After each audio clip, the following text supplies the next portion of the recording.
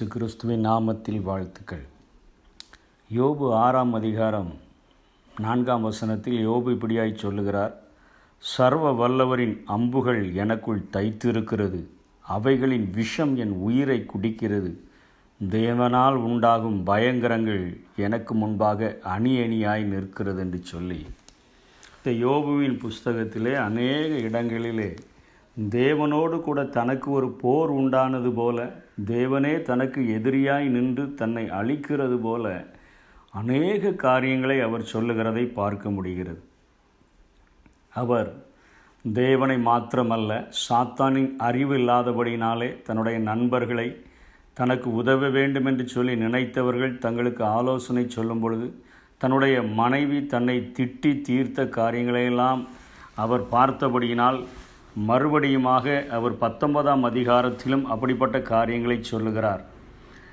நான் என் வேலைக்காரனை கூப்பிடும்போது அவன் எனக்கு உத்தரவு கொடான், என் வாயினால் நான் அவனை கெஞ்ச வேண்டியதாயிற்று.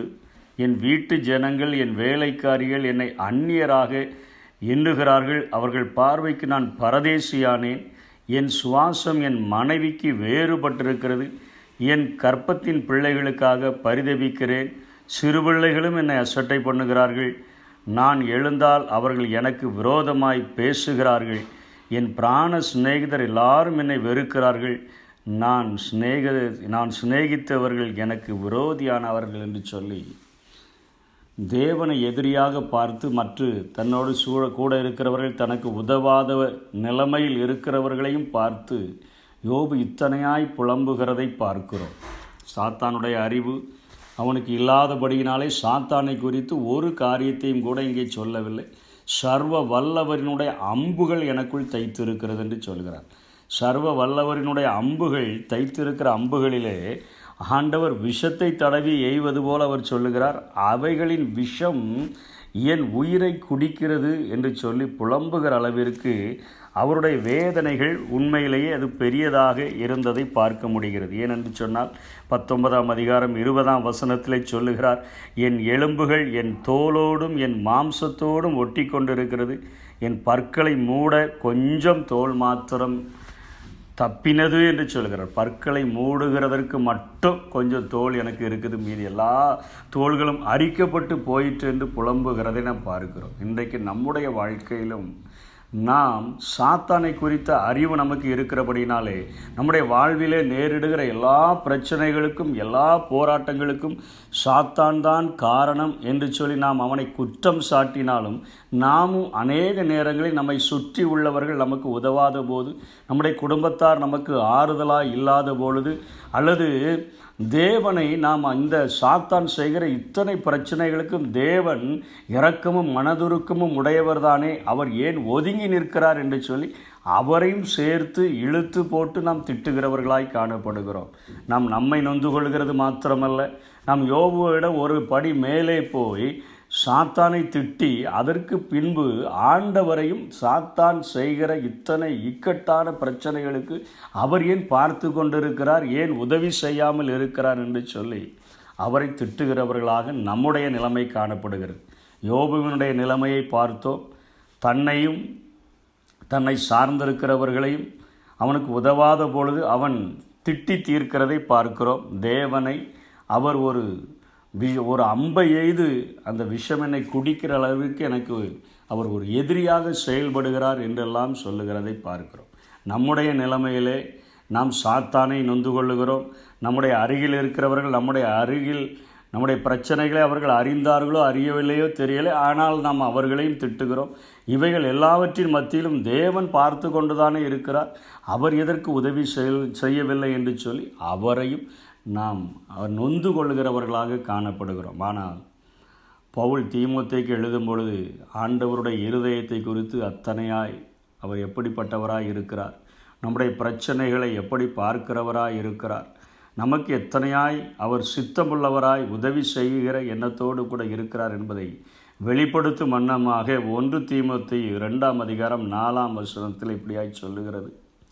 எல்லா மனுஷரும் ரட்சிக்கப்படும், சத்தியத்தை அறிகிற அறிவை அடையும் அவர் சித்தமுள்ளவராக இருக்கிறார். அவருடைய ஆசையெல்லாம் இந்த பூமியில் உள்ள எல்லா மனிதர்களும் ரட்சிக்கப்படணும், எல்லா மனிதரும் சத்தியத்தை அறிகிற அறிவை அடைய வேண்டும்.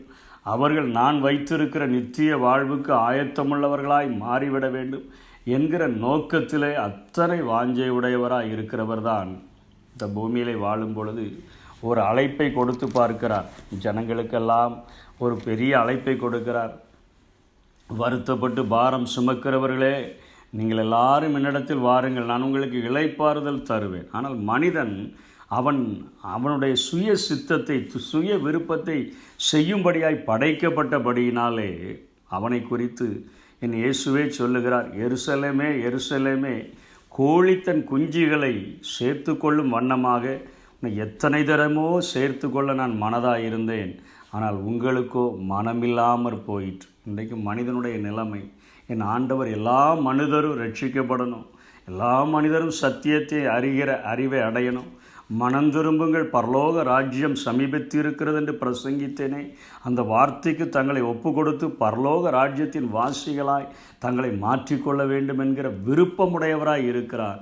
ஆனால் மனிதனுக்கோ அந்த காரியங்களில் விருப்பமில்லாமற் போயிற்று. எத்தனை தரமோ உங்களை சேர்த்து கொள்ள மனதாக இருந்தேன், ஆனால் உங்களுக்கோ மனமில்லாமற் போயிற்று. அதனால தான் ஆண்டவர் டீசெண்டாக ஒரு காரியத்தை சொல்லி, இதோ வாசற்படியில் நின்று தட்டுகிறேன், ஒருவன் என் சத்தத்தை கேட்டு கதவை திறந்தால், அவனுடைய சுய விருப்பத்தை அவன் தேவ சித்தத்துக்கு ஒப்பு கொடுத்தால், நான் அவனுக்குள் வந்து நான் அவனோடு கூட நான் போஜனம் பண்ணுவேன், அவனோடு கூட நான் வாசம் பண்ணுவேன் என்று ஆண்டவர் சொல்லுகிறார். அவர் சித்தமுள்ளவராய் இருக்கிறார். எல்லா மனிதரும் ரட்சிக்கப்பட வேண்டும் என்று விரும்புகிறார். ஆனால் மத்தேயு 7:21 என் ஆண்டவர் சொல்லுகிறார், பரலோகத்தில் இருக்கிற என் பிதாவின் சித்தத்தின்படி செய்கிறவனே பரலோக ராஜ்யத்தில் பிரவேசிப்பானே அல்லாமல் என்னை நோக்கி கர்த்தாவே கர்த்தாவே என்று சொல்லுகிறவன் அதில் பிரவேசிப்பதில்லை. இந்த வேதம் சொல்லுகிற அறிவுரையின்படி ஆலோசனையின்படி நம்முடைய வாழ்க்கையை அமைத்து கொண்டு தேவனுடைய சித்தம் பரிபூரண சித்தம் என்னதென்று பகுத்தறியத்தக்கதாக நாம் அறிந்து இந்த பூமியில் நம்முடைய வாழ்வை மாற்றிக்கொண்டோம் என்று சொன்னார். என் ஆண்டவர் எல்லா மனுஷரும் ரட்சிக்கப்பட வேண்டும் என்கிற விருப்பத்தோடு கூட இருக்கிறாரே, அந்த விருப்பத்திற்கு இணங்க வாழ்ந்து அவர் தருகிற நித்திய வாழ்வை நாம் சுதந்தரித்து கொள்ள முடியும். அப்படிப்பட்ட கிருபைகளை தேவன் தாமே தந்தருள்வாராக. ஆமென்.